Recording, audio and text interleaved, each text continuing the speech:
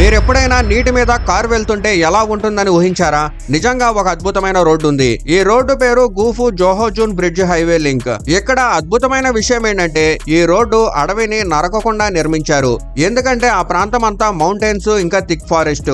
సాధారణంగా రోడ్డు వేయాలంటే పర్వతాన్ని కోసి చెట్లను తొలగించాల్సి వస్తుంది. కానీ ఇక్కడ అలా చేయలేదు. బదులుగా ఒక సూపర్ ఐడియా వాడారు. పర్వతాన్ని కోయకుండా రోడ్డుని నీటి మీద ఓవర్ వాటర్ హైవేగా డిజైన్ చేశారు. ఈ హైవే మొత్తం పొడవు 10.9 కిలోమీటర్లు. దీనిలో 4.4 కిలోమీటర్లు పూర్తిగా నీటి మీదే ఉంటుంది. అంటే దాదాపు 40% రోడ్డు నేల మీద బ్రిడ్జ్ లా ఉంటుంది. ఇంకో షాకింగ్ విషయం ఏంటంటే ఒక పెద్ద పర్వతం దగ్గరికి వెళ్లేసరికి ఈ రోడ్డు 2 దారులుగా స్ప్లిట్ అవుతుంది. కారణం మౌంటైన్ కటింగ్ ని అవాయిడ్ చేయడానికి. ఇది 2015 ఆగస్టులో ట్రాఫిక్ కి ఓపెన్ చేశారు. ఇప్పుడు మీరు అడుగుతారు కదా, ఇంత పెద్ద ప్రాజెక్టు ఖర్చు ఎంత అని. దీని ప్రాజెక్టు ఖర్చు 440 మిలియన్ యువాన్, దాదాపు 500 కోట్ల రూపాయలు. అంటే ఇది కేవలం రోడ్డు కాదు, ఇది ఒక eco friendly engineering miracle. Nature ని డిస్టర్బ్ చేయకుండా జనం ట్రావెల్ సులభమయ్యేలా చేసిన ఒక స్మార్ట్ ఐడియా. మీరు ఎప్పుడైనా ఇలాంటి వాటర్ రోడ్డు మీద డ్రైవ్ చేయాలనుకుంటున్నారా? కామెంట్ లో చెప్పండి.